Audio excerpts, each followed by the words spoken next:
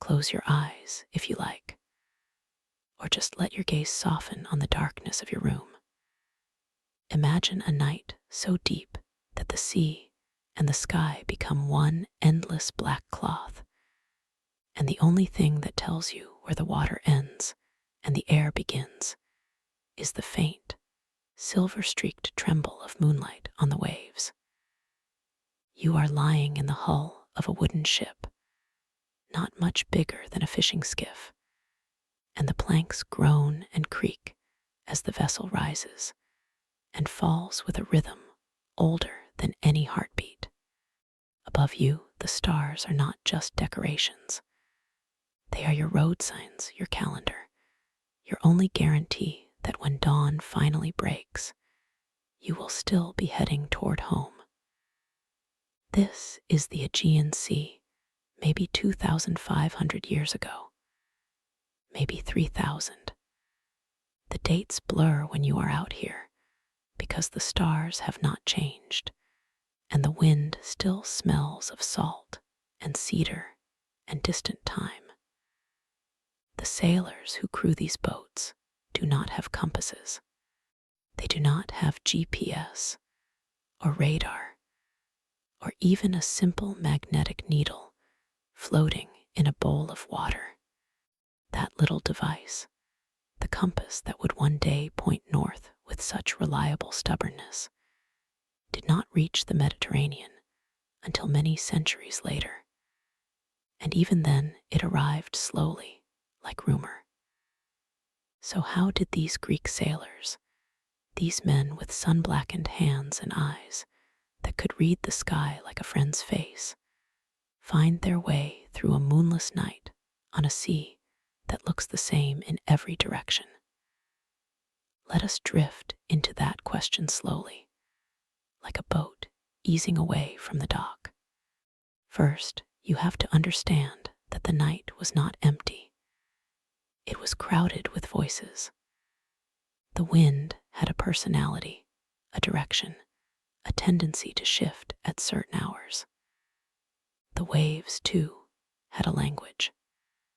A sailor who had spent enough time on the water could tell you that the swell off the coast of Euboea felt different from the swell near the Cyclades, because the seafloor was different, because the currents flowed differently, because the land itself breathed out a unique warmth that stirred the air. And the stars, of course, were the most faithful companions of all. The Greek sailors watched the sky the way a shepherd watches his flock, knowing each star by name and temper.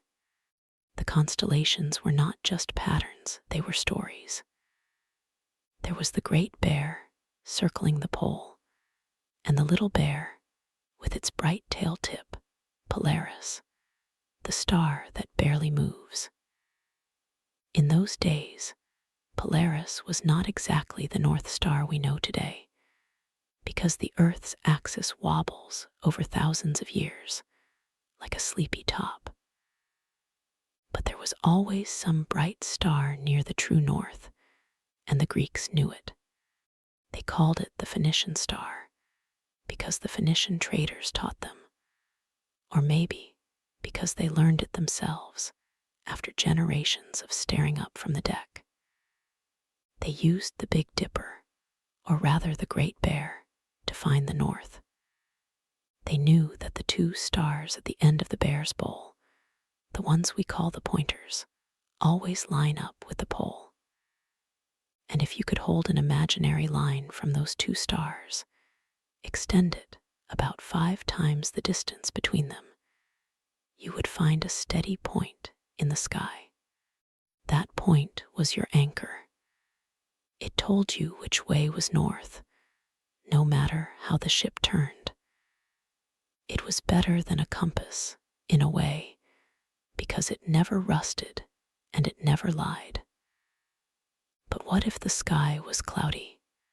What if the stars hid themselves behind a veil of summer mist or winter rain? The Greeks had other tricks. They learned to read the wind, not just which way it blew, but what it smelled like. A wind from the north, the famous Aegean winds that came every summer, carried the dry scent of the Balkan mountains, a hint of pine and dust. A wind from the south brought the damp perfume of Africa, sometimes with sand so fine you could taste it on your lips. A wind from the east, from Asia Minor, smelled of earth and cedar, and the distant smoke of cooking fires. And a wind from the west, the Ionian, came with the salt of the open sea, occasionally mingled with the faint sweetness of olive groves from the Peloponnese. They also listened to the birds. This is a beautiful and ancient practice. Greek sailors, like countless other mariners before and after them, released doves or watched the flight of seabirds. If a shearwater flew away from the ship at dawn and returned at dusk with a full belly, it meant land was somewhere in that direction. The birds, you see, had a homing instinct that was far more reliable than any human guess. They knew where the coast was, and they went there to feed or roost, so you followed them. You trusted their wings more than your own fear, and there were the sounds. At night, when the wind died down and the only noise was the water lapping against the hull, a sailor could hear the waves breaking on a distant shore. Sound travels far over calm water. A gentle surf on a pebble beach sounds different from surf on sand. A cliff echoes different than a low estuary. Experienced sailors could identify a specific island just by the murmuring of its coastline. They knew, for example, that the sea around Delos sounded softer because the island was flat and the beaches were white, and that the strait between Andros and Euboea had a peculiar gurgle, as if the water was complaining about being squeezed. There was also the matter of depth. Greek sailors carried sounding leads, a heavy cone of lead attached to a line with knots at regular intervals. They would toss it over the side and feel the bottom, like a doctor feeling a patient's pulse. They knew the texture of the seafloor. Mud meant you were near a river mouth. Sand meant open coast. Shells meant you were over a shoal. And if you hit rock, you were too close to shore, and you had better change course quickly before the hull kissed the stone. All of these skills came together into something the Greeks called the art of the helmsman. It was not a science. It was a dance between memory, observation, and instinct. A good helmsman could close his eyes and know where he was by the motion of the ship. He could feel the difference between a swell that came from the deep Mediterranean and a chop that was kicked up by a nearby island. He could taste the salt in the air and guess how far from land he was. He could smell the time on a night breeze and know that Crete was just over the horizon, even though he could not see a single light. And if all else failed, there was the moon. On a clear night, the moon gave enough light to see the general shape of the coastline if you were close enough. But the Greeks preferred sailing by day when possible, and when they were forced to sail at night, they stayed close to the shore, hugging the coast, moving slowly, listening. They anchored at sunset in many cases, dropping a heavy stone or a basket of rocks tied to a rope, and waited for the dawn. They knew that the night was not for rushing. The night was for patience, for watching the stars wheel overhead, for telling stories, for trusting that the sea though vast and dark, was not cruel. It was just quiet. And so, as you lie there in your imaginary hull, with the stars turning above you and the water whispering against the planks, you begin to understand that the old sailors did not survive the night despite the darkness. They survived because of it. The darkness forced them to pay attention. It forced them to learn the world in a way that we, with our glowing screens and steady compasses, have almost forgotten. They listened to the wind, watched the stars, smelled the land, and felt the deep pulse of the sea. They were not lost. They were at home. Let that settle in for a moment. The night is long, and the journey is only beginning.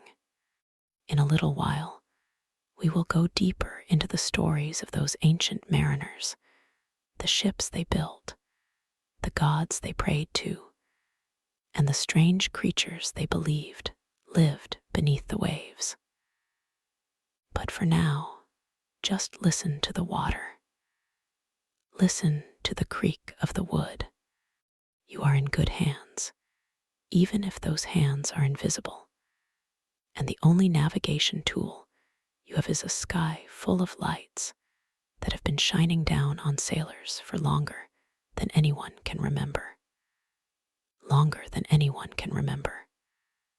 So let us stay here, in that quiet space between sleep and waking, and let the old stories rise up like bubbles from the deep. Imagine you are lying on a deck smoothed by countless hands, and salt and sun.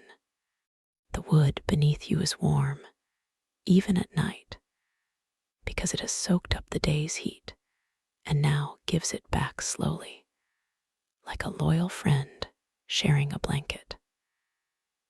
You can feel the gentle rocking, not the sharp chop of a windy passage, but the long, slow swell of a sea that has been resting for hours. The stars are so thick overhead that they seem close enough to touch, and the Milky Way spills across the sky like a river of milk, which is exactly what the Greeks called it, galaxias, from the word for milk, because they believed it was the breast milk of the goddess Hera, squirted across the heavens when Heracles, the hero, bit her nipple too hard. That is one version of the story. There are many variations, as there always are with myths, but the image is lovely. A newborn god, impatient and hungry, and a spray of divine milk that never quite dried up, still flowing across the dark every night. And the sailors looked up at that river of stars and knew they were not alone. The gods were above them, and the gods had their own paths across the sky. The constellations were not just markers for navigation. They were reminders that the universe had order, that even in chaos there was pattern, and that a man who paid attention could read that pattern like a letter from home. Take Orion, for instance. The hunter, with his belt of 3 bright stars, was easy to find in winter evenings. The Greeks told a story that Orion was a giant who boasted he could kill every animal on earth. So the goddess Artemis sent a scorpion to sting him, and both were placed in the sky Orion on one side, Scorpius on the other, forever fleeing each other. But for a sailor, Orion had a practical use. His belt pointed roughly east to west, and his shoulders and feet could help you gauge the hour. When Orion was high overhead, it was deep winter, the season of storms, and wise sailors stayed in port. When he sank low on the horizon just before dawn. The summer sailing season was approaching. The stars were a calendar, a clock, and a map all at once. And there was the constellation of the Bear, which we mentioned earlier, but let us linger on it a little longer because the Bear was the most important of all. The Greeks knew the Great Bear, Ursa Major, as Arctos, and from that word we get Arctic, the region of the north. The Bear circles the pole without ever setting below the horizon, at least from the latitudes of Greece. That means it is always visible, always there, like a faithful dog waiting by the door. A sailor could look up any time of night and find the two pointer stars, Dub and Merak, and draw that imaginary line to Polaris. And Polaris, though not perfectly fixed, was close enough. The Greeks knew it as the Phoenician star, because the Phoenicians were the great traders of the ancient world, and they had taught the Greeks much about the sea. But perhaps the Greeks had known it longer than that. Homer, writing around the 8th century BC, mentions the Bear in the Odyssey. He says that Odysseus watches the Bear as he sails from Calypso's island, keeping it on his left side as he heads east. That is a small detail, but it is a real piece of navigation. If you keep the Bear on your left, you are sailing east. If you keep it on your right, you are sailing west. Simple and elegant. Of course, not every ship had a helmsman who could read the stars with that kind of precision. Many sailors relied on the collective knowledge of the crew. On a typical Greek merchant ship, the round-hulled hulkas, there might be a dozen men. Some rowed, some handled the single large square sail, some belayed water, and some just watched. The helmsman, the Kybernetes, was the one who stood at the stern with two long steering oars, one on each side, and he was the most experienced. He had usually been sailing since boyhood, maybe since he was 10 or 12, and he had learned the trade from his father or an uncle. He knew the stars, yes, but he also knew the winds, the currents, the landmarks, the shoals, the harbors, and the moods of the sea. And he would pass that knowledge down, not in books, but in stories. At night, when the ship was becalmed or anchored, he would tell the younger men about the time he got caught in a storm off Cape Malias, and how he survived by letting the ship run before the wind until the sky cleared, and how he found his way home by the smell of the thyme on the breeze from the Peloponnese. Those stories were the textbooks. They were like the one you are hearing now, a quiet voice in the dark, weaving words around you like a net. The information was not dry. It was alive, mixed with the salt of real experience, the fear of real danger, the relief of safe arrival. And the young sailors would remember, because memory works better when it is attached to emotion. They would never forget how the helmsman's voice sounded when he described the color of the water near a certain reef, or the way the wind shifted just before dawn in the summer. They would carry that knowledge into their own old age and pass it on in turn. And so we drift to another kind of knowledge, the knowledge of the sea itself. The Aegean is a busy sea, full of islands, as you know, but also full of submerged rocks, sandbars, and sudden shallows. A Greek sailor had to know the location of every dangerous spot he might encounter. He might have learned them by heart, or he might have carried a periplus, which was a written description of coastlines, listing ports, distances, landmarks, and hazards. Periplus means sailing around, and these documents were like early logbooks, copied by hand and passed from ship to ship. They were precious. A good periplus could save your life. One famous example was written by a Greek named Scylax of Carianda in the 6th century BC, describing a voyage from the Indus River to the Red Sea. But there were many others, local ones, for the Aegean, listing the distances between islands in terms of a day's sail. A day's sail was not a fixed distance. It depended on the wind, the ship, and the season. But it gave a frame. A sailor knew that from Athens to Kea was a short day, maybe 4 or 5 hours with a good breeze, and from Kea to Syros was another half day, and so on. He could break the journey into chunks and choose where to stop for the night, and stopping for the night was common. The Greeks preferred to find a harbor by sunset, because sailing in the dark was risky even with the stars. They would look for a beach or a cove, pull the ship ashore if they could, or drop a stone anchor in shallow water. They would cook a simple meal, maybe barley and dried fish and olives, and then they would sleep on the beach or under the ship, wrapped in cloaks.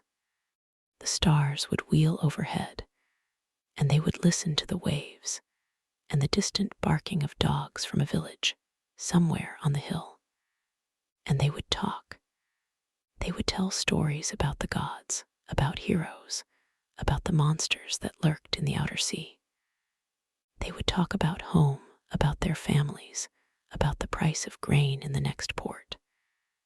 And then one by one, they would fall asleep, trusting that the night was safe, that the sea would not rise and take them, that the dawn would come and they would set off again. There is something deeply peaceful about that image, isn't there?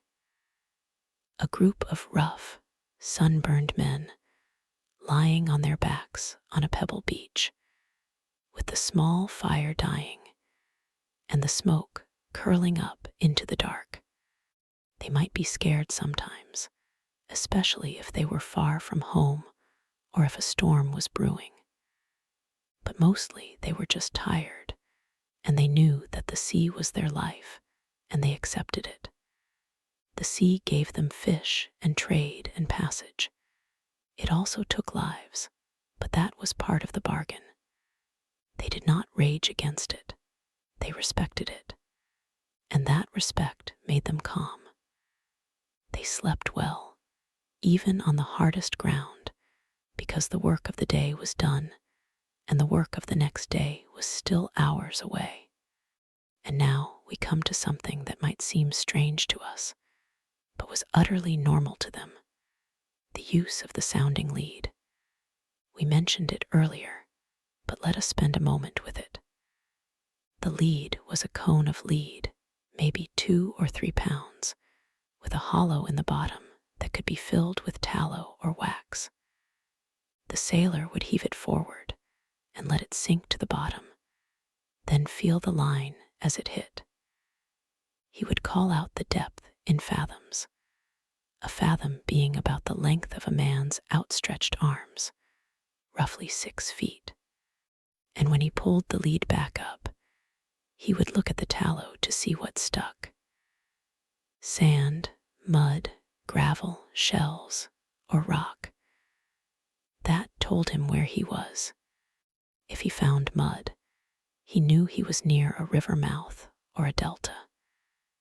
If he found sand, he knew he was on a coast, maybe near a beach where he could land. If he found shells, he knew he was over a living reef, which meant fish and birds and sometimes danger. And if he found rock, he knew to turn away quickly, because hidden rocks could tear the hull open. The sounding lead was used constantly, especially at night or in fog. The sailor would take a depth reading every few minutes, and the helmsman would adjust course based on the changing depths. They would create a mental map of the seafloor as they moved.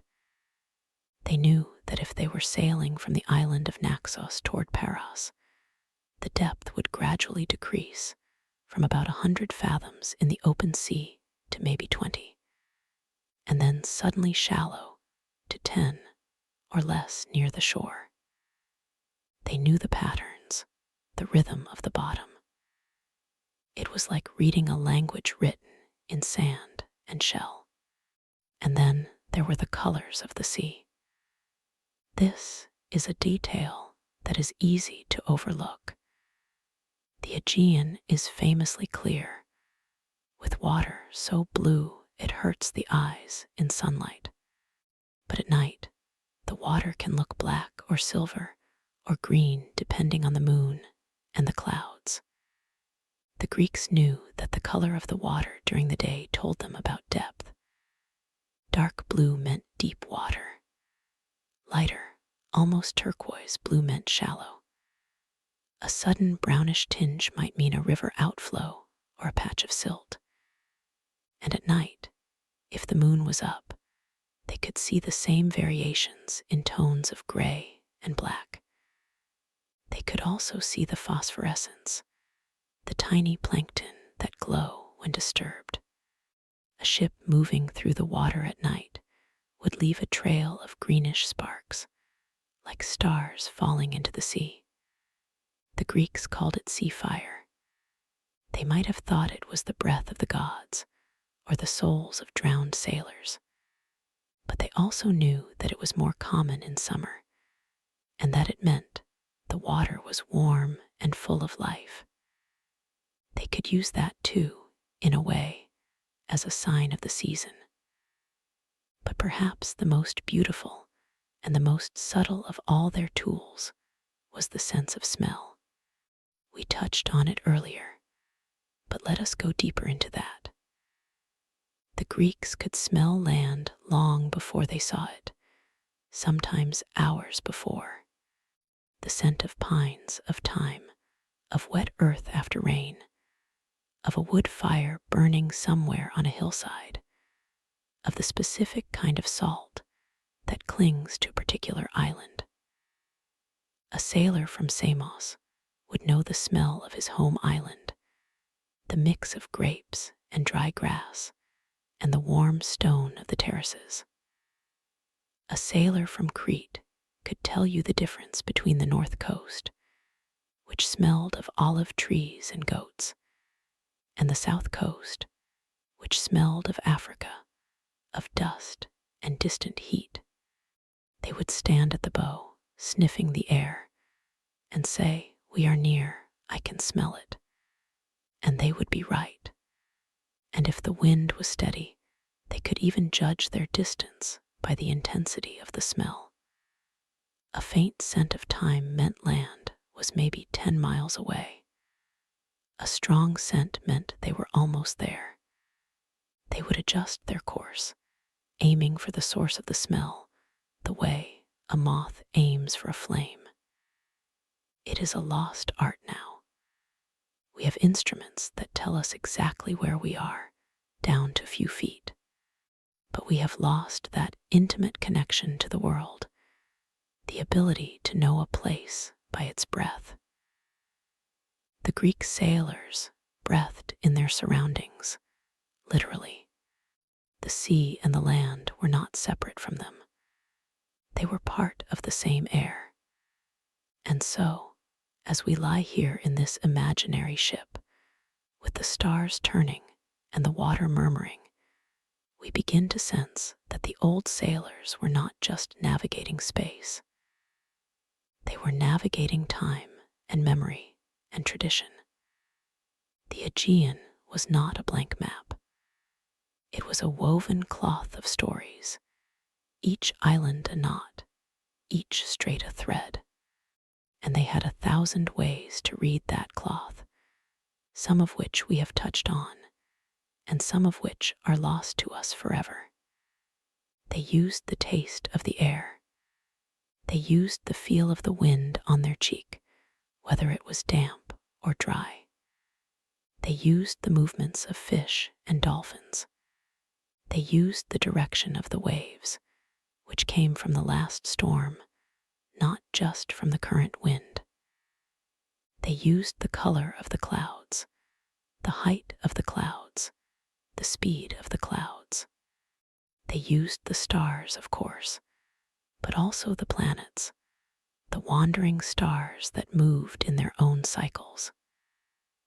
They used the moon, its phase, and its location. They used all of it. And if they got lost anyway, which happened sometimes, especially to young or inexperienced sailors, they did not panic. They did what the old helmsman taught them. They anchored. They waited. They lit a small fire on the deck, or on the shore if they were close, and they prayed to Poseidon or to the Dioscuri, the twin gods Castor and Pollux, who were the protectors of sailors. The twins were associated with St. Elmo's fire, the electrical glow that sometimes appears on the tops of masts during a storm. The Greeks saw that glow as a sign that the gods were with them, that the ship was blessed, and they would find their way home eventually. They always did, or they died, and that was also a kind of homecoming, they believed, because the sea took you and kept you. But we are not dying here. We are drifting slowly, gently, like a leaf on the water. The night is still deep, and the stars are still wheeling, and there is no hurry. We could spend all night talking about the way the Greeks named the winds, the 4 main directions: Boreas from the north, Notus from the south, Eurus from the east, Zephyrus from the west, and the intermediate winds, like Caecias from the northeast, Lips from the southwest, Apeliotes from the southeast, Skyern from the northwest. Each one had a personality, a season, a mood. Boreas was cold and violent, the bringer of winter storms. Notus was warm and wet, coming with rain and fog. Zephyrus was mild and gentle, the west wind of spring that brought the swallows. And so on. The Tower of the Winds in Athens, still standing today, once held a weather vane and a water clock, and it showed all 8 winds carved into the marble. A sailor could look at that tower before he set out and know what to expect. And now we reach a moment where the night begins to deepen again, the hour when sleep becomes heavy, when the mind stops questioning and just receives. I will tell you one more story, and then we will let the darkness settle like a blanket. There is a story about a Greek sailor named Coos, a fisherman from the island of Mykonos. He was not a famous hero or a trader. He was just a man who fished the waters around his home. One night, he was out later than he intended, and the stars were hidden by thin cloud. He had no moon. He had lost sight of the shore. He was afraid, they say, but he remembered something his grandfather had told him. His grandfather said, "When you cannot see the stars and you cannot smell the land, feel the sea. Put your hand over the side and feel the water. If it is warm, you are near a shallow bank where fish gather. If it is cold, you are over a deep channel. The temperature will tell you where you are because the water changes. You just have to feel it." And Coos put his hand over the side. He felt the water. It was cool slightly cool like a spring. He knew he was near the deep channel between Mykonos and Delos. He turned his boat a little toward the east, toward where he guessed the shore was, and he rowed slowly. After a while, he put his hand over the side again. The water was warmer. He was coming into the shallows. He kept going, and soon he heard the waves breaking on the beach, and he saw the faint outline of the hills against the sky. He had found his way home, not with charts or stars, but with the temperature of the sea. That is the kind of knowledge that lives in the body. It is not a fact you can write down. It is a feeling. It is the kind of knowledge you have when you have spent years on the water, and the water has become part of you. And as you lie there, in your comfortable bed with the covers pulled up, you might feel the echo of that knowledge. You might imagine your own hand trailing in the dark water, feeling the subtle difference between warm and cold, between the deep and the shallow. You might feel the salt on your skin and the wind in your hair. And you might drift off into that space between sleep and waking, where the old sailors and their quiet wisdom wait for you, just beyond the edge of the dream. And perhaps, as you float on that edge, you begin to wonder about the other ways the Greeks read the night. They did not only feel the water with their hands, they listened. The sea has its own voice, you know, and it changes from place to place. A sailor from the island of Naxos could tell you that the water around their home sounds different from the water around Paros, even though the two islands are only a few miles apart. The waves break on different kinds of stone, on gravel or sand or smooth rock, and each makes a distinct murmur. The Greeks learned to hear those differences. They would lie awake at night, as you might be lying now, and they would listen. If the sound of the waves against the hull was sharp and quick, they knew they were near a rocky coast. If the sound was soft and slow, they were near a sandy beach. And if the sound was a deep, hollow boom, they knew there was a cave somewhere ahead, a cave that might be the mouth of the underworld, or just a place where the sea had carved a chamber in the cliff. They also listened to the birds. Seabirds are creatures of habit.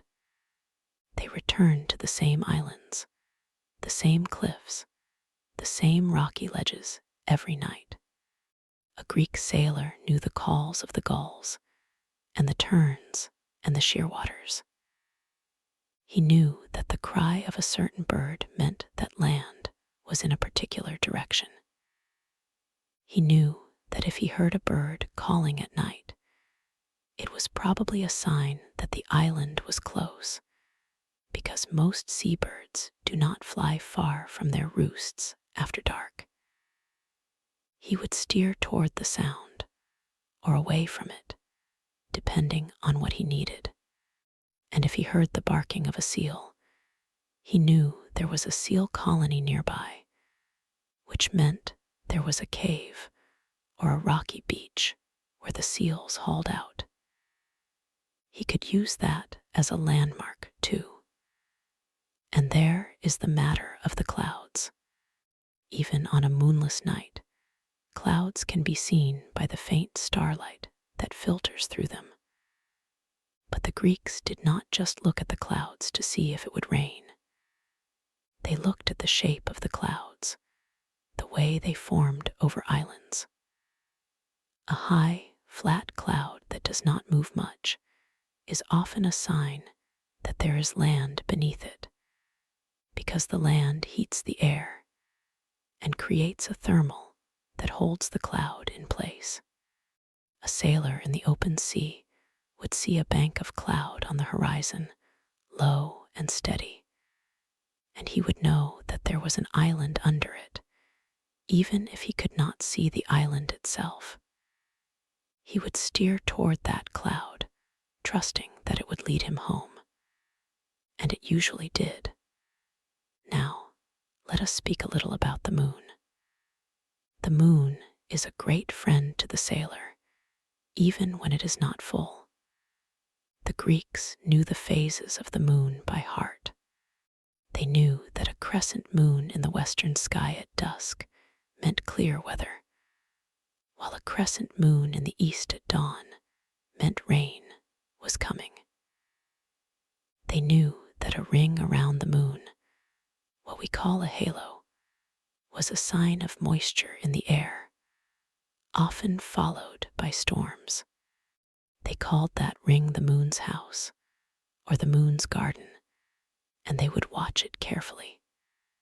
If the ring was small and tight, the storm would come soon. If the ring was large and faint, the storm was still far away. They would adjust their plans accordingly, perhaps staying in port an extra day, or setting out early to reach the next island before the weather turned. And if the moon was new, invisible in the night sky, they had to rely even more on the stars. But they also had a trick with the moon's light, even when it was absent. They would watch the horizon, the faint line where the sea meets the sky. On a very dark night, that line disappears. The sea and the sky become one, a black void without distinction. That is a dangerous thing for a sailor, because you lose your sense of the horizontal.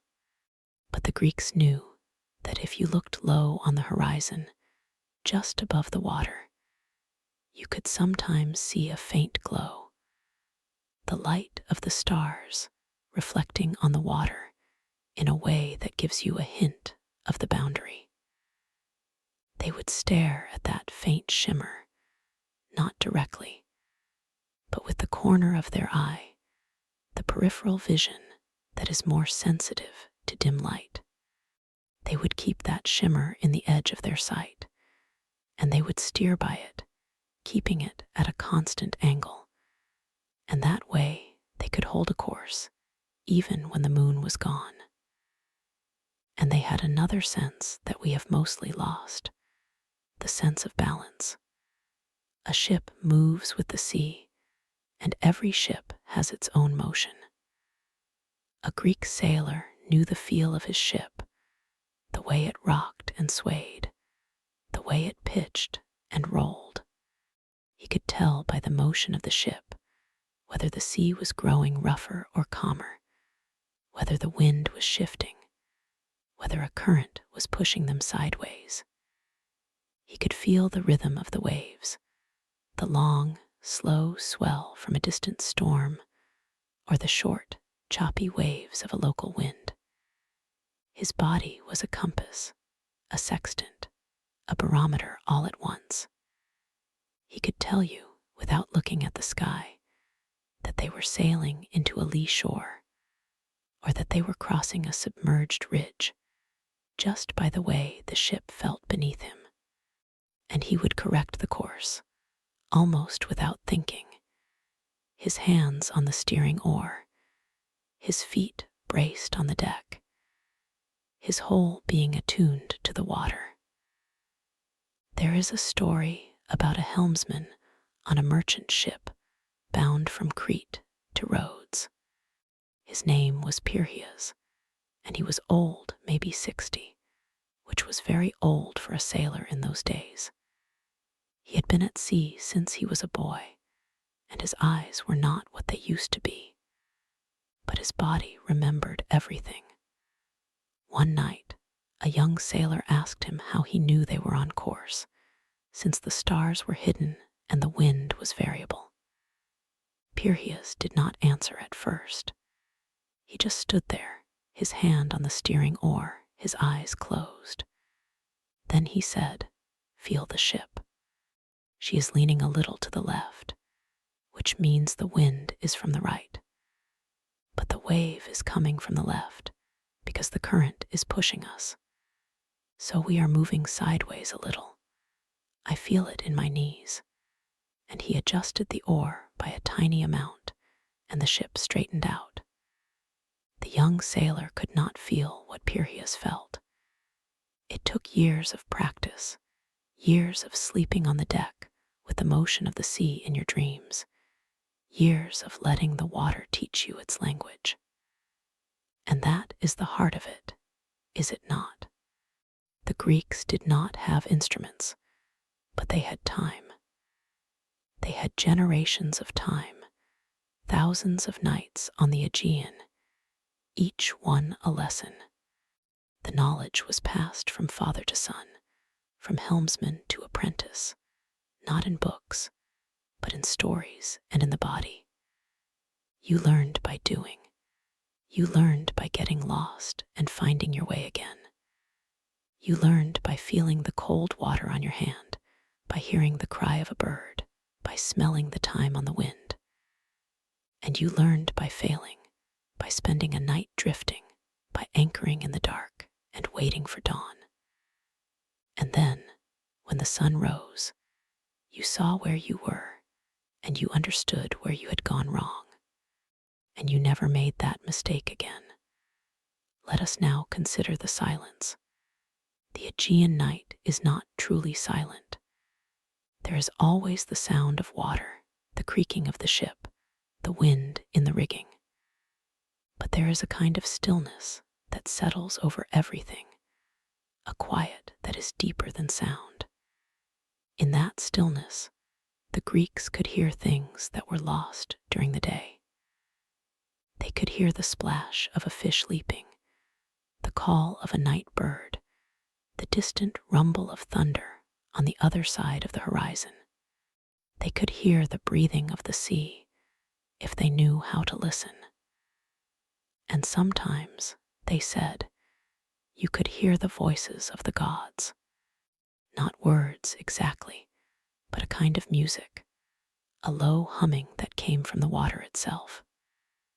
The Greeks believed that the sea was alive, that it was the body of a god, Poseidon, and that the gods spoke to those who were quiet enough to hear. And so they would sit in the stern, wrapped in their cloaks, and they would listen. They might hear a prophecy or a warning or just a song, and they would carry that sound with them into the next day, into the next voyage. But you do not need to hear the gods tonight. You only need to rest. The ship is still, your bed is warm, and the night is long. Let us drift a little further.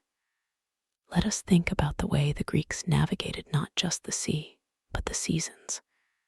They knew when the Pleiades rose, when they set, when the dog star appeared. These were not just astronomical facts. They were signals for planting, for harvesting, for setting sail. The rising of the Pleiades in May marked the beginning of the sailing season, when the winds were gentle and the sea was calm.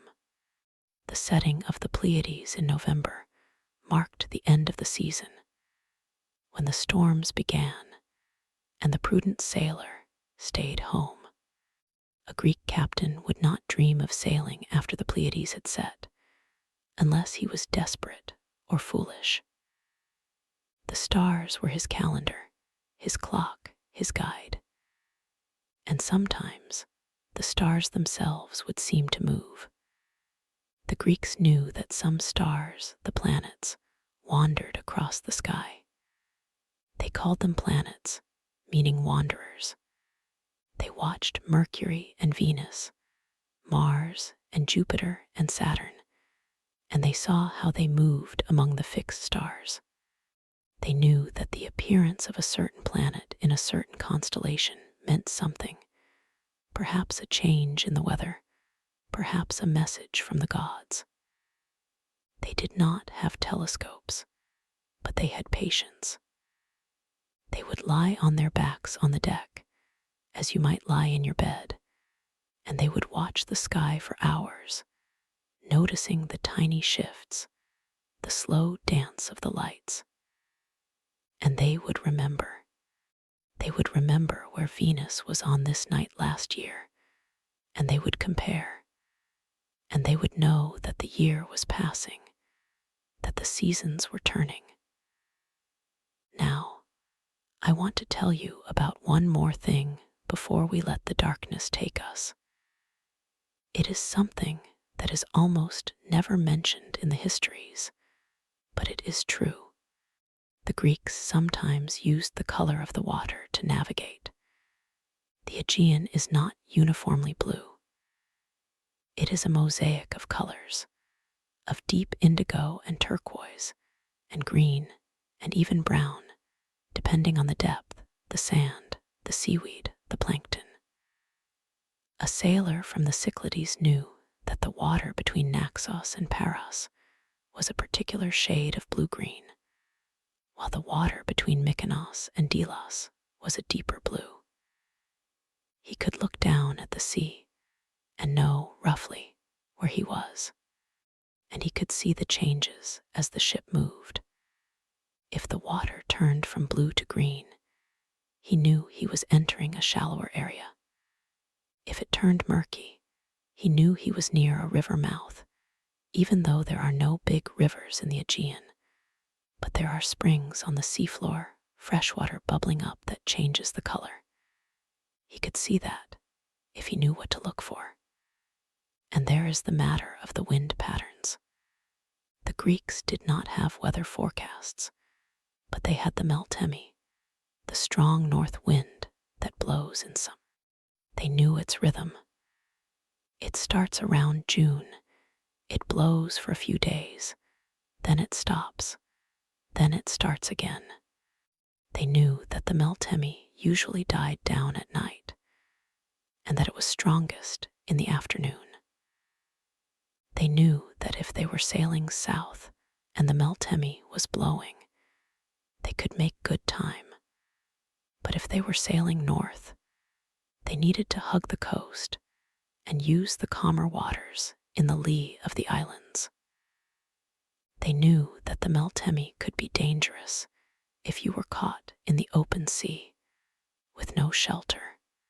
So they planned their voyages accordingly, leaving early in the morning, reaching the next island before the wind picked up, or waiting in a sheltered bay until the wind dropped. All of this knowledge was woven into the fabric of their lives. It was not separate from them. It was as natural as breathing. And as you lie here in the quiet of the night, you might feel a tiny fraction of that. You might feel the air on your skin and think of the wind that blew across the Aegean. You might close your eyes and see the stars, even though you are indoors. You might smell the salt, even though you are far from the sea, because the sea is not only a place. It is a memory, a dream, a story that has been told for thousands of years. And you are part of that story now, just by listening. So let the night deepen. Let the words fade. Let the sound of my voice become like the murmur of the waves, soft and rhythmic, carrying you gently toward sleep. There is nothing you need to remember. There is nothing you need to do. The Greeks are gone, but their wisdom remains in the stars, in the water, in the air. And you, in your quiet bed, are a sailor too, sailing the dark sea of dreams. And you will find your way home, as they always did, by trust, by patience, by the gentle pull of the ancient currents. Good night. Sleep well. The sea is calm. The stars are bright, and you are safe. But perhaps you are not quite ready to sleep. The night has many hours, and there are still stories left in the darkness.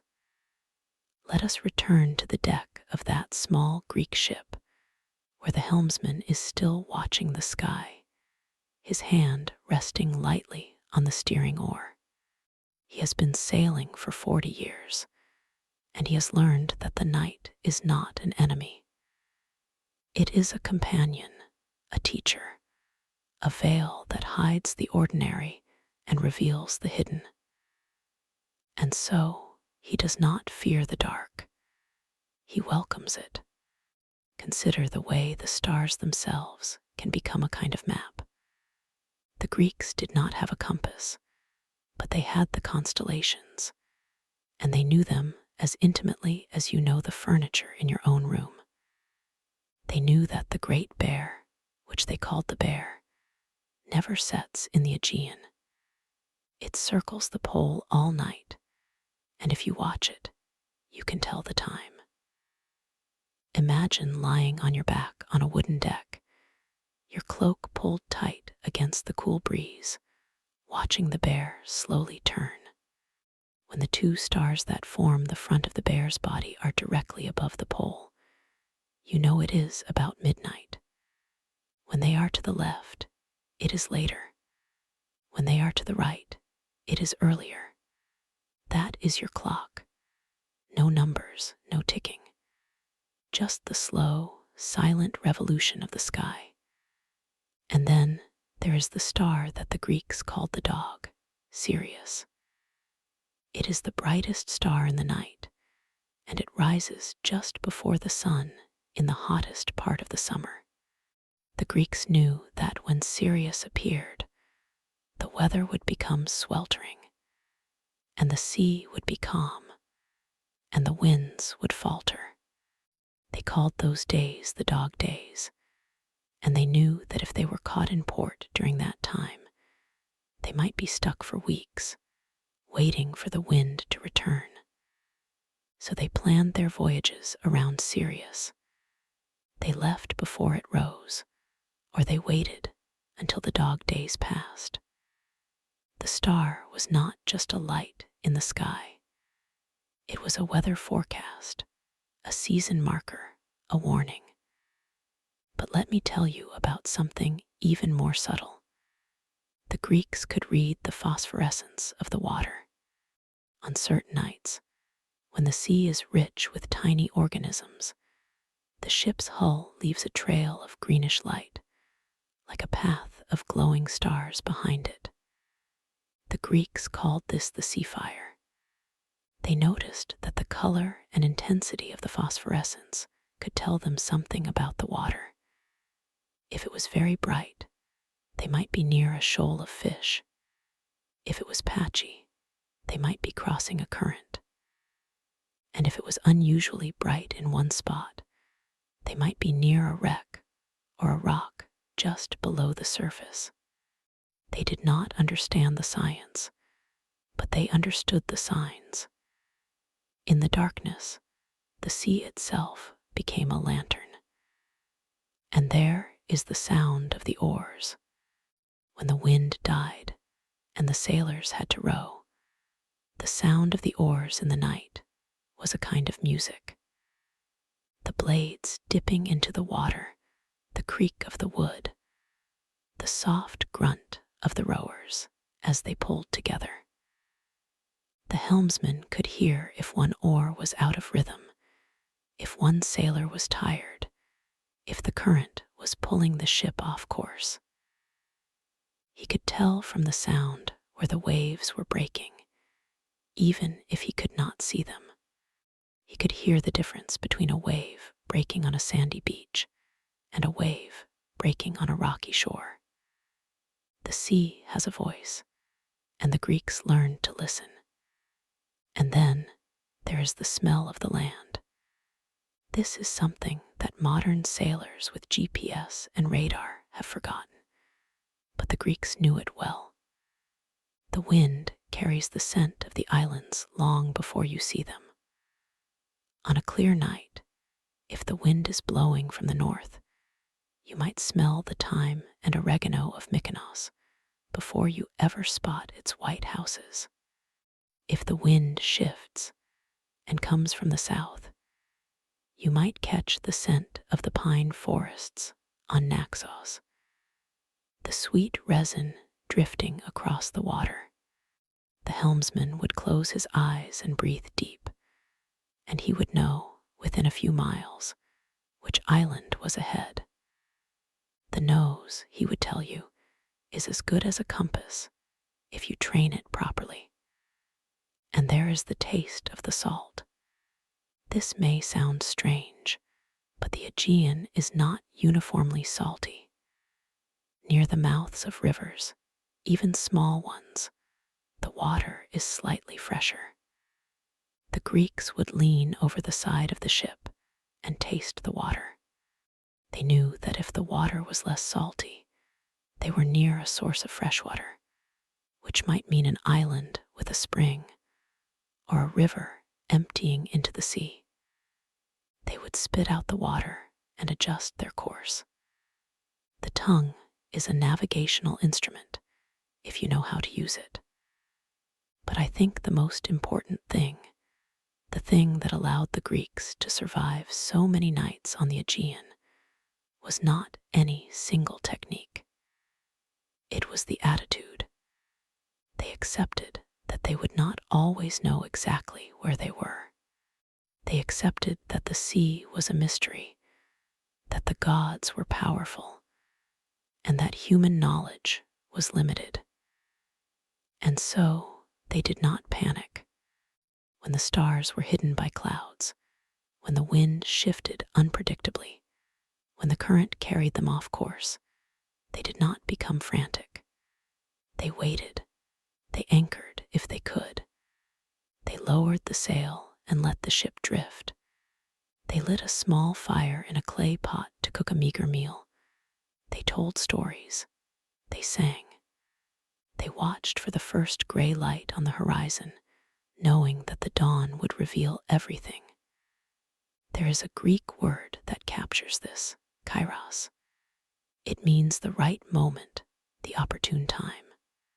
The Greeks did not believe in forcing the sea.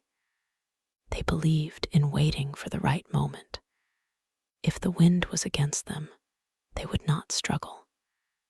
They would find a sheltered cove and wait for the wind to change. If the night was too dark, they would not try to sail. They would drop the anchor, tie the ship to a rock if they were near land, and sleep. They knew that the sea would still be there in the morning. They knew that patience was the most important skill a sailor could have. And so, as you lie here in the quiet of your room, you might consider that patience. You might feel the slow rhythm of your own breath, the beating of your heart, the gentle passage of time.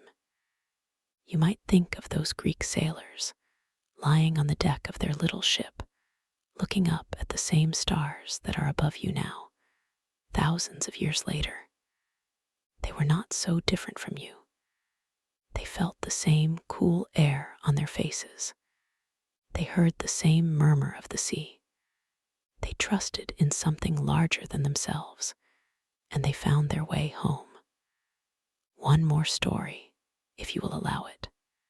There is an island in the Aegean called Delos, sacred to Apollo. According to legend, it was a floating island until Apollo was born there, and then it was fixed in place. The Greeks believed that on certain nights, the island would emit a faint light, a kind of glowing halo around its shores. This was the presence of the god, they said. And so, when sailors were lost in the dark, they would look for the glow of Delos.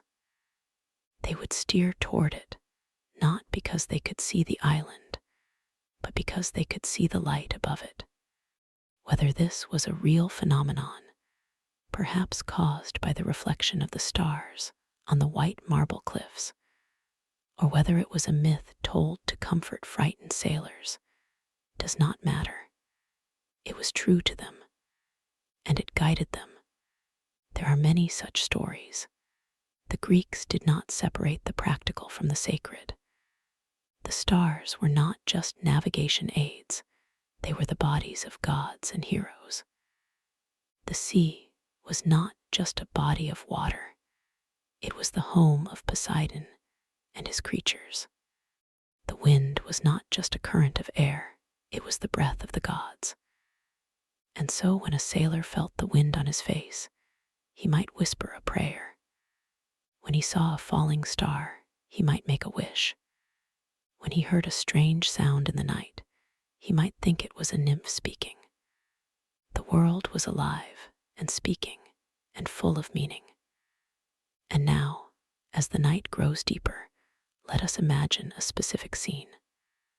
A small trading ship, a round-hulled vessel called a keels, is making its way from Samos to Rhodes.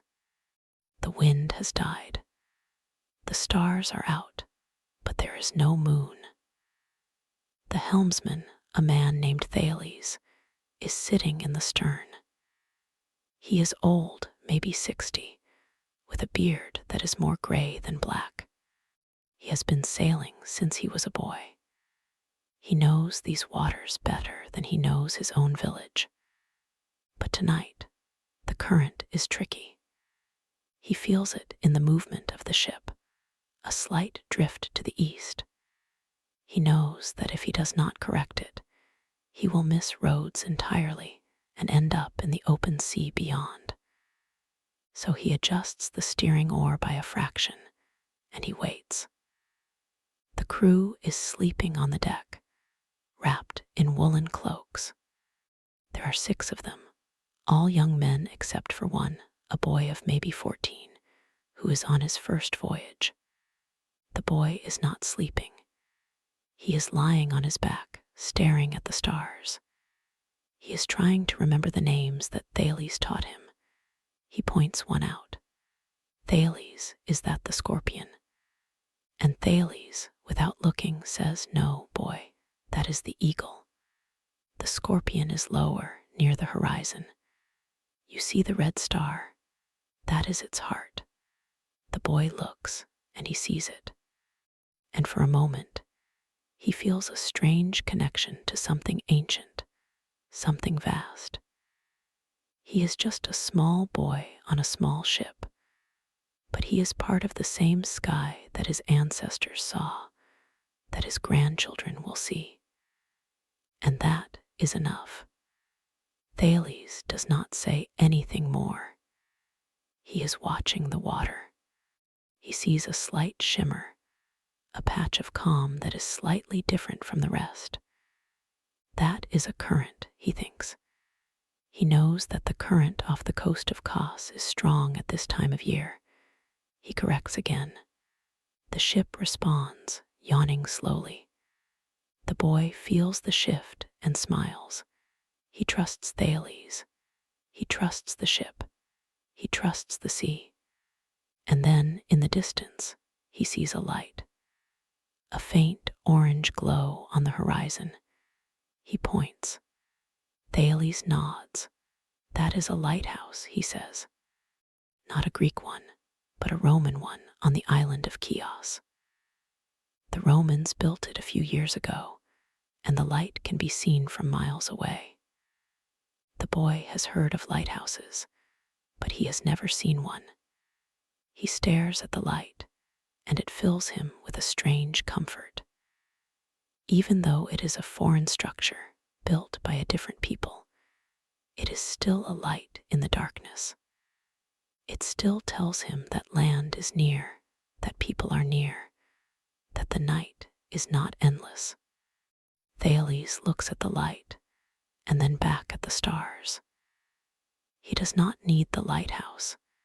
He knows where he is, but he is grateful for it because it means the boy is learning. It means the boy is paying attention. And that is how knowledge passes from one generation to the next. Not through books, not through lectures, but through moments like this, on a dark sea, under a starry sky, with the smell of salt and the sound of water and the presence of a patient teacher. So let us pause here in this moment.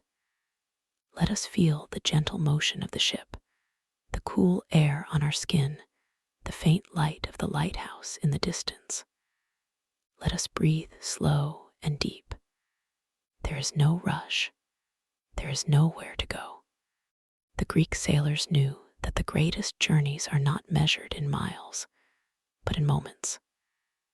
And this is one of those moments, suspended in time, like a star that never moves.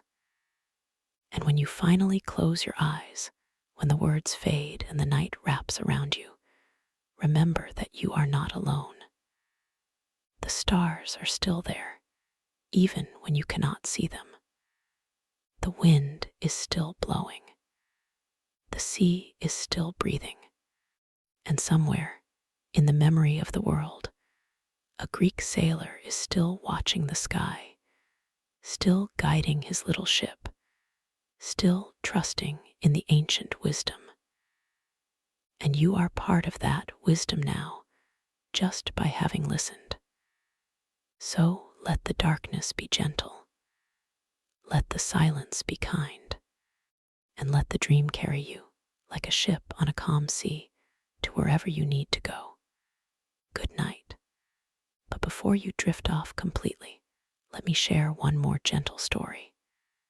It is a story about a man named Diocles, a fisherman from the island of Naxos, who spent more nights on the sea than on land.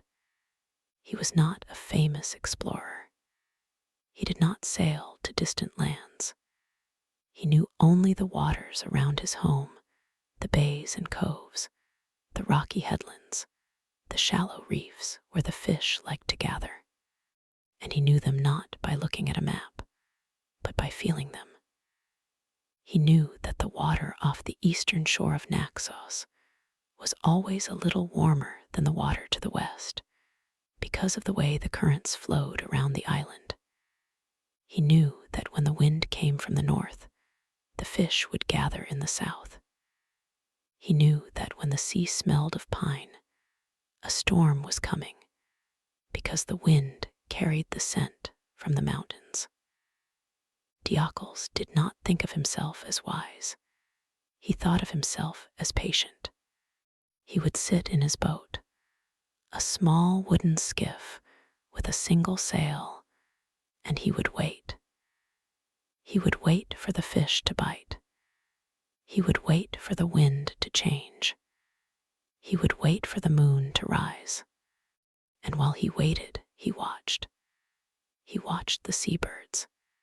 He knew that if the gulls were flying low over the water, it meant there was a school of fish near the surface.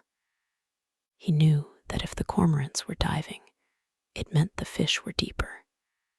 He knew that if the terns were crying in a certain way, it meant a storm was approaching. He did not have a weather forecast.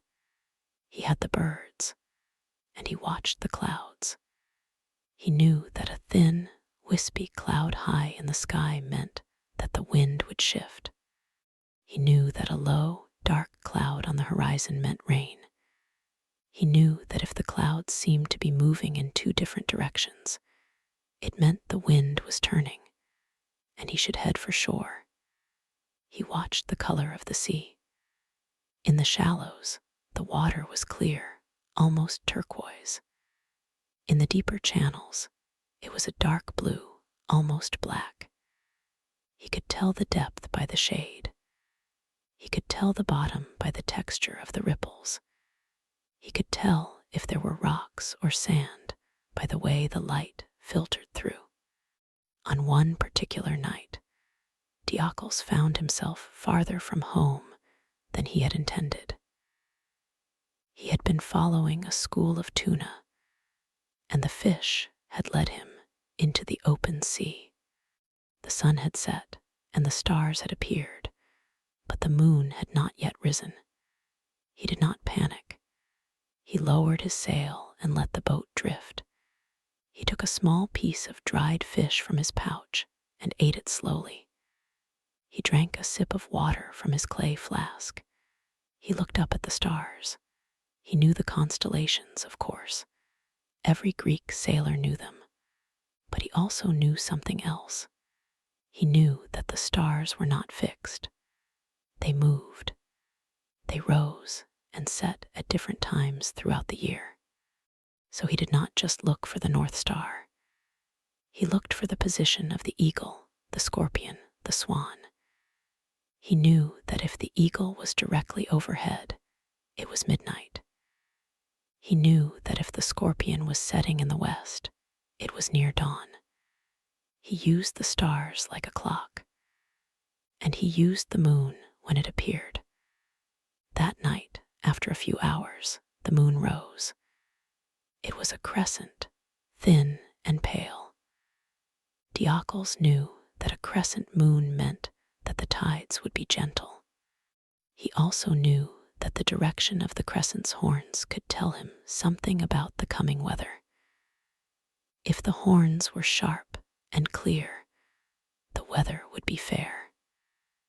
If they were blurry, rain was coming. That night the horns were sharp. He smiled. He did not have a compass. He did not have a map. He had only his senses and his memory. And he knew that he was not lost. He was just waiting for the right moment. After a while, he noticed something. The water was glowing. A faint greenish light flickered under the surface. It was bioluminescence, the light of tiny creatures stirred by the movement of the water. Diocles knew that this happened sometimes, especially in the summer when the sea was warm. He did not know the science behind it. He thought it was a gift from the gods, but he also knew that it could be useful. If he saw a patch of glowing water, he knew there was a current there, or a shoal of fish. He could steer toward it or away from it, depending on what he needed. That night, the bioluminescence was swirling in a slow circle. Diocles realized that there was a whirlpool nearby, a small one, not dangerous, but still something to avoid. He adjusted his steering oar and moved away. He watched the glow fade into the darkness, and then he heard a sound, a splash, then another. Dolphins. He saw them in the faint moonlight, their dark shapes leaping through the water. Were playing, chasing each other. They came close to his boat, and he could hear their breathing, a soft puff of air. He reached out his hand and touched one as it passed. It was smooth and cool. He felt a connection, a moment of understanding. The dolphin was not afraid of him. It was curious. It knew that the boat was not a threat. In Greek mythology, dolphins were sacred. They were the messengers of Poseidon. They were said to carry the souls of sailors to the afterlife. Diocles did not think about that now. He just watched them, and he smiled. He knew that if the dolphins were near, the sea was safe. They would not stay if danger was coming. And then, as suddenly as they appeared, they were gone. The sea was quiet again. Diocles leaned back and looked at the sky. He saw a shooting star, a brief streak of light. He made a wish, not for himself, but for his family, for a good catch, for a safe return. He did not think about the distance to shore. He did not think about the time. He just existed, in that moment, in that boat, under that sky. He was part of the sea. He was part of the night. He was part of something much larger than himself. And that, perhaps, is the most important lesson of Greek sailors. They did not fight the sea. They became part of it. They listened to its rhythms, its moods, its whispers. They did not try to conquer it. They tried to understand it. And in understanding, they found peace. So now, as your eyelids grow heavy, imagine yourself in that boat with Diocles. Feel the gentle rocking of the water. Hear the soft lapping of the waves against the hull. Smell the salt and the pine carried on the light breeze. See the stars above, countless and calm. Feel the cool air on your face and know that you are safe. You are held by the same water that held Diocles. You are watched by the same sky. There is nothing to fear. Let the story carry you. Let the rhythm of the waves slow your breathing. Let the darkness wrap around you like a warm blanket. And when you close your eyes, you will be there, on that ancient sea, with the quiet fisherman and his patient heart. There is another story I would like to tell you, if you are still awake. It is about a woman named Aegean, who was not a sailor herself, but who watched the sea from a cliff on the island of Paros. She was the wife of a merchant, and her husband was often away for months at a time. She would climb to the top of the cliff every evening and look out at the horizon. She would watch the ships, small at first, then growing larger, until she could see the colors of their sails, the shape of their hulls. She learned to recognize the ships of her village, the way they moved, the way they leaned into the wind. She also learned to read the sea. She knew that when the water turned gray, it meant the wind was picking up. She knew that when the clouds were tinged with orange, it meant a storm was brewing. She knew that when the gulls were silent, it meant the sea was calm. She would sit there for hours, sometimes with her daughter, sometimes alone. She would weave a basket or repair a net. She would hum an old song passed down from her mother, a song about the sea and the stars and the ones who return. One night, her husband was overdue. He had been gone for 3 months, and the season for safe sailing was coming to an end. The winds were shifting. The nights were getting longer. Aegean climbed the cliff as always, but the sea was dark and empty. She waited. She watched. She saw a light in the distance, a flicker. It was too small for a ship, she thought. Perhaps it was a fisherman. She waited more. The light grew. It grew slowly, like a star rising from the water. It was a lantern, she realized, hanging from the mast of a ship. But the ship was still far away, and she could not tell if it was her husband's. She held her breath. She watched the lantern bob up and down with the waves. She felt a knot in her chest. And then she saw something else. A second light. Then a third. And then she realized that the ship was not alone. There were 3 ships, moving together in a line. They were the ships from her village. They were returning from a trading voyage to Egypt. She recognized the shape of the lead ship, the one with the red stripe on the hull. That was her husband's ship. She did not run down to the harbor. She stayed on the cliff. She watched the ships grow larger, saw the lanterns take shape, saw the outlines of the masts. She heard a faint shout, carried by the wind, and she knew the sailors had seen her. They always looked for her light on the cliff. She had a small oil lamp that she lit every night, a beacon that said, "I am here. I am waiting." That night, she lit the lamp as always, and she watched the ships sail into the harbor, her heart full. She did not think about the dangers her husband had faced. She did not think about the storms, the pirates, the currents. She only thought about the moment when he would step onto the dock and look up at her, and she would wave, and he would know that she had been waiting. And that is another way the Greek sailors survived the nights. They knew that there were people on the shore who were watching for them. They knew that a small lamp on a cliff could be a star that guided them home. They knew that love was a kind of navigation, a compass that pointed not to the north, but to to the heart. So let that image settle into your mind. The cliff, the lamp, the waiting, the return. It is a very old story, older than any of us, older than any map.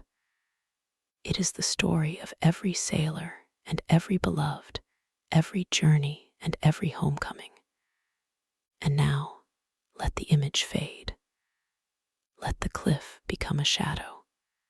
Let the lamp become a memory. Let the sea become a soft whisper. Let yourself drift, like a ship on a gentle tide, toward the shore of sleep. There is nothing more to do tonight. No stars to read. No currents to feel. No waiting. You have done your work. You have listened. You have traveled with the Greek sailors across the dark Aegean. And now you can rest. So let the calm settle over you. Let the story dissolve into the quiet. Let the night hold you as it held Diocles and Arete and all the nameless ones who looked up at the sky and found their way. Good night. But wait before you slip away completely, before the last images fade and the voice becomes a distant murmur. Let me tell you one more story. It is a very short one, and it is about a captain who forgot how to return. Not because he was lost in the usual sense, but because he had relied too long on a single star. And when that star disappeared behind a cloud, he felt the whole sky go dark. His name was Leonidas, and he was a merchant from the island of Naxos. He was not a young man, but he was still strong, still sure of his hands. He had sailed the Aegean for 30 years, and he knew every current, every reef, every hidden shoal. He could read the sea the way a scholar reads a scroll. But on this particular night, the wind was uncertain, and the stars were veiled by a thin mist. His usual guide, the North Star, was hidden, and he could not find it. He stood at the stern of his ship, a small trading vessel loaded with wine jars and woven baskets, and he felt the first flicker of doubt. He had never depended on a compass. He had always used the sky, but the sky was like a closed book tonight. The clouds were low, and the moon had not yet risen. The sea was a vast black sheet, and there were no landmarks. He knew he was somewhere between Paros and Mykonos, but exactly where he could not say. His crew, 2 young men and an older deckhand, watched him. They trusted him.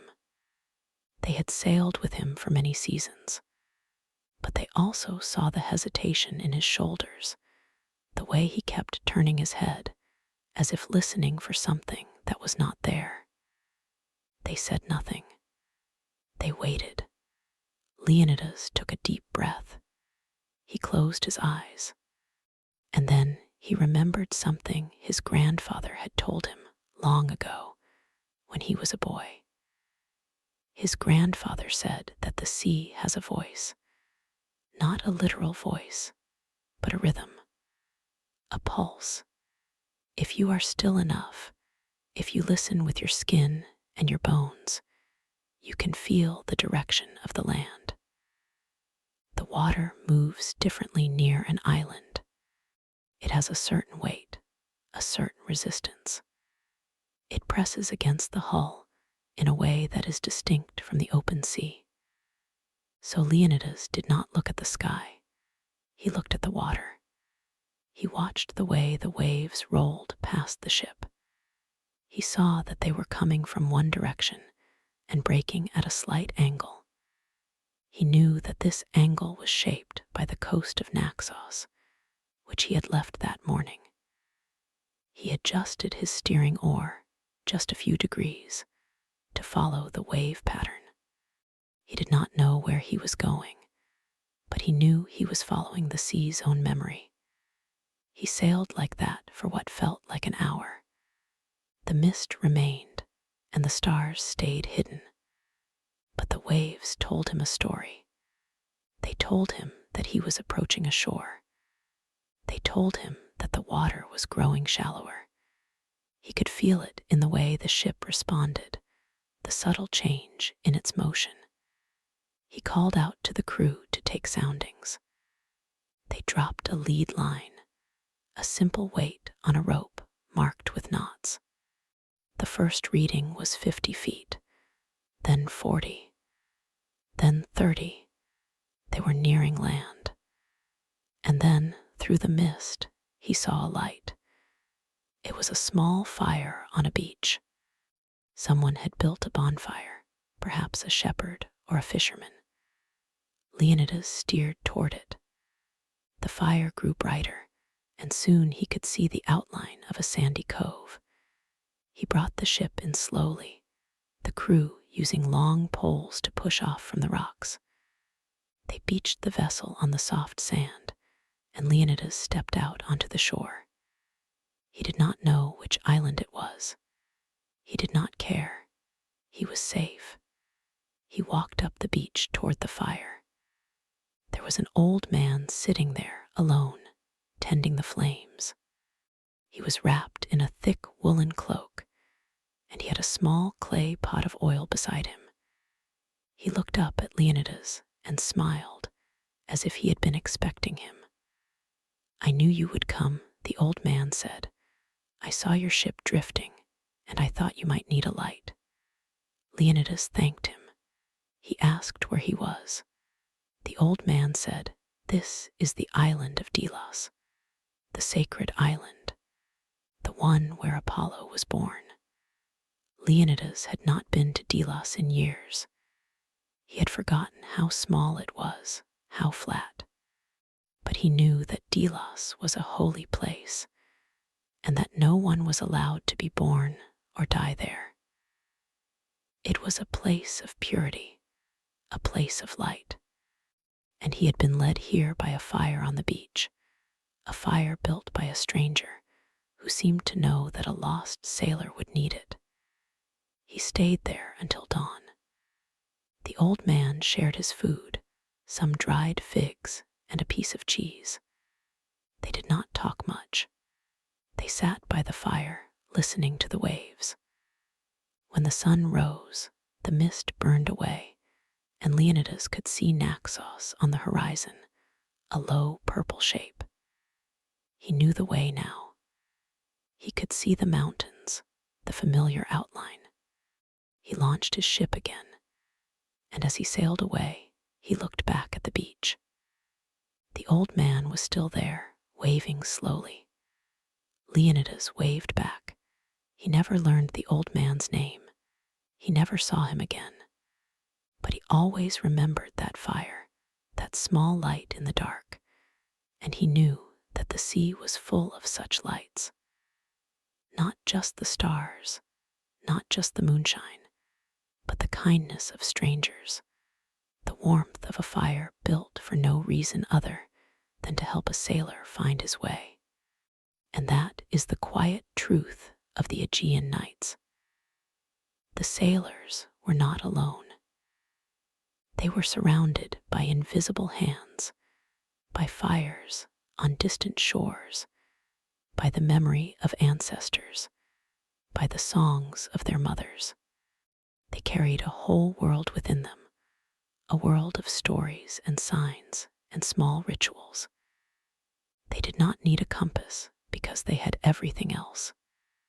So now, as the last embers of this story fade, let yourself feel that same warmth, that same trust. You are not alone. The night is full of gentle guides, though you may not see them. The stars are there, even if hidden. The sea is there, even if silent. And the voice that has been speaking to you is still here, quieting now, like a wave receding. Let go of the images. Let go of the ships and the sailors and the fires. Let the darkness become a soft blanket and let your breathing slow. There is no more to tell tonight. The story has reached its natural shore, and you, dear listener, have reached the edge of sleep. Good night. Sleep well. Dream of the Aegean, of the gentle rocking, of the stars above, of the love that waits on every cliff, of the warm fire that will always welcome you home. So let the closing of that story settle into the quiet. But the night is deep, and the mind still drifts, like a boat freed from its mooring.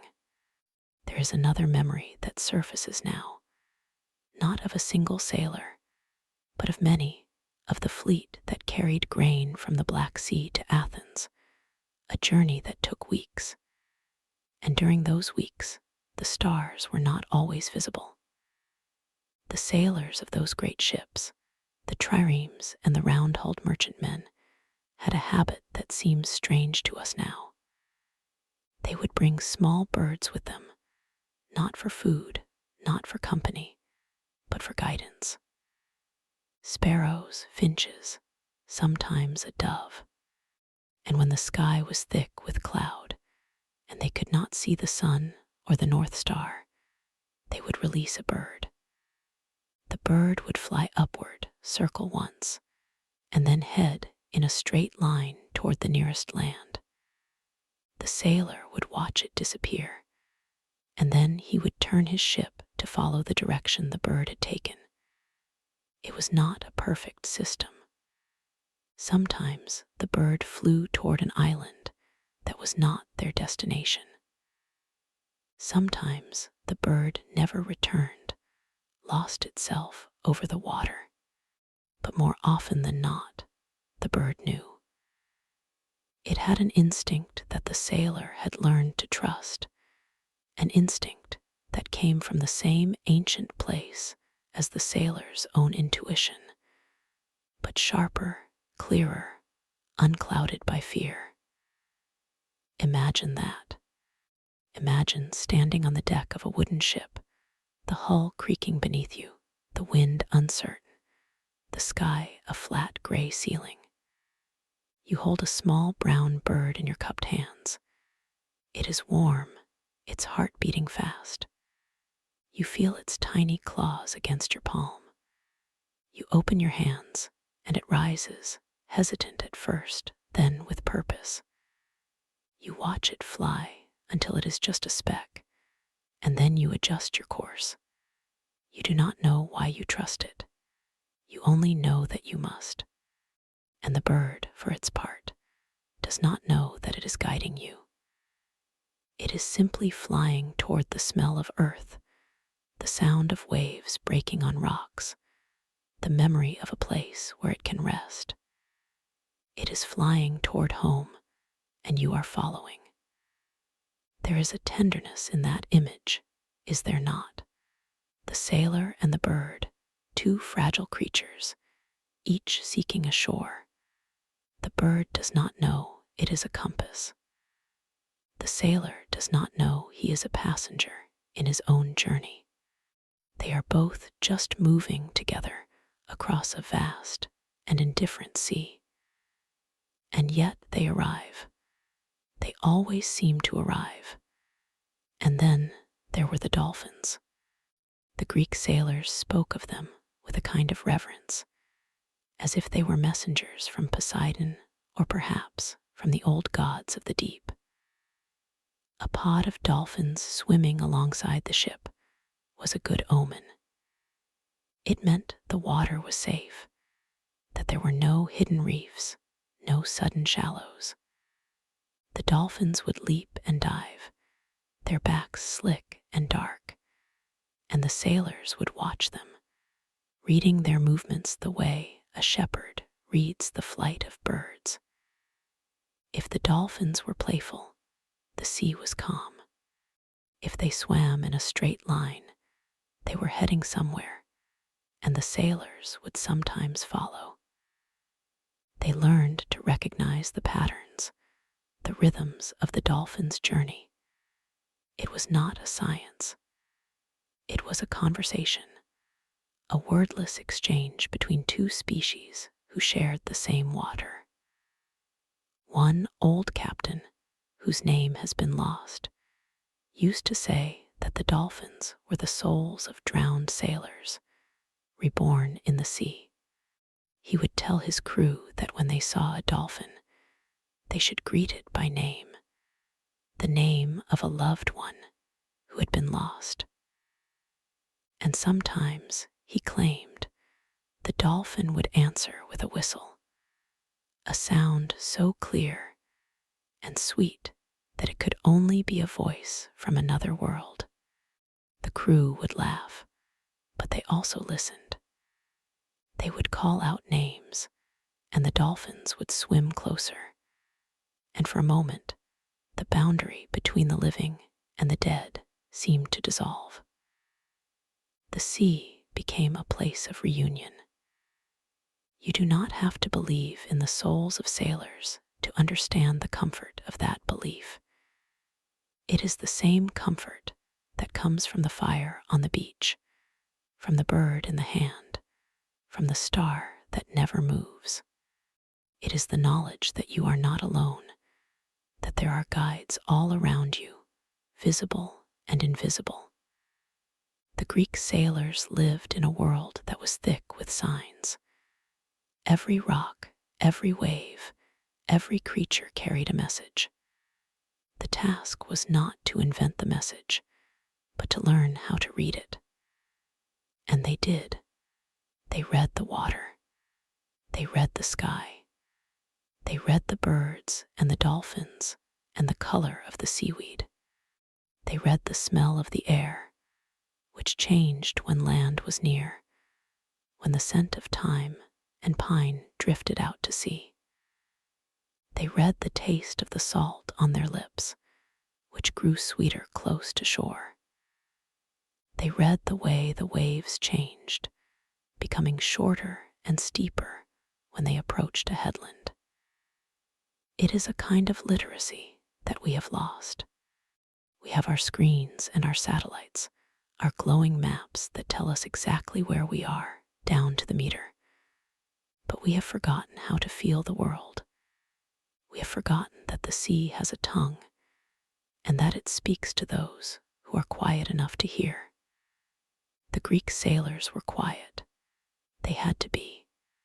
The night demanded silence, and the silence demanded attention. And in that attention, they found their way. So tonight, as you lie still, let your own attention drift. Listen to the sound of your own breathing, the rise and fall of your chest. That is the rhythm of the tide. Feel the weight of your body against the bed. That is the hull of your ship. Let your thoughts be like birds released into the dark. Watch them fly and trust that they will lead you to a place of rest. You do not need to know where that place is. You only need to follow. And if a memory surfaces, a fragment of a dream, a half-forgotten image, let it come.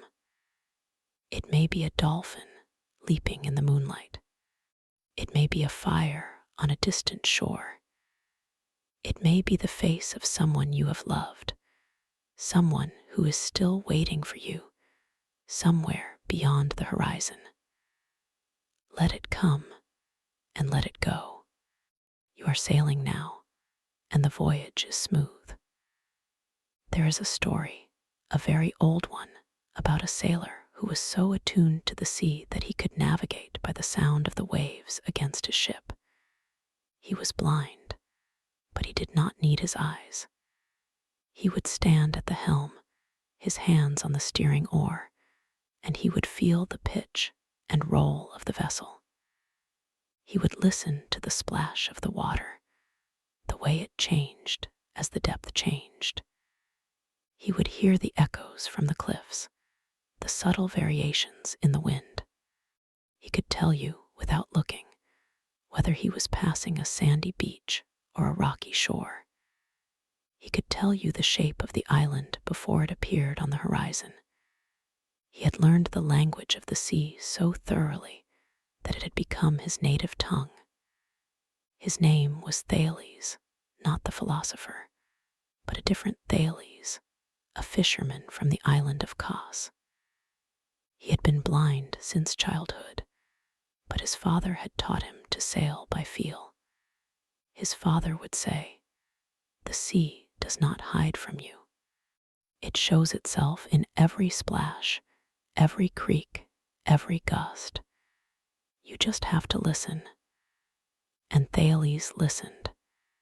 He listened for 60 years. He sailed to every island in the Cyclades, to the coast of Asia Minor, to the shores of Crete. He never once got lost. When asked how he did it, he would smile and say, "I follow the voice of the water." That voice is still there tonight in the darkness around you. The water is talking. The air is talking. The stars are whispering, though you may not hear them. But if you close your eyes, if you let your mind grow still, you will begin to sense it. A subtle current, a gentle pull, the same pull that guided Thales across the Aegean, the same pull that brought Leonidas to Delos, the same pull that has guided every sailor who ever looked up at the sky and felt that the universe was not empty, but full of kindness. And so, dear listener, let the voice of the water carry you now.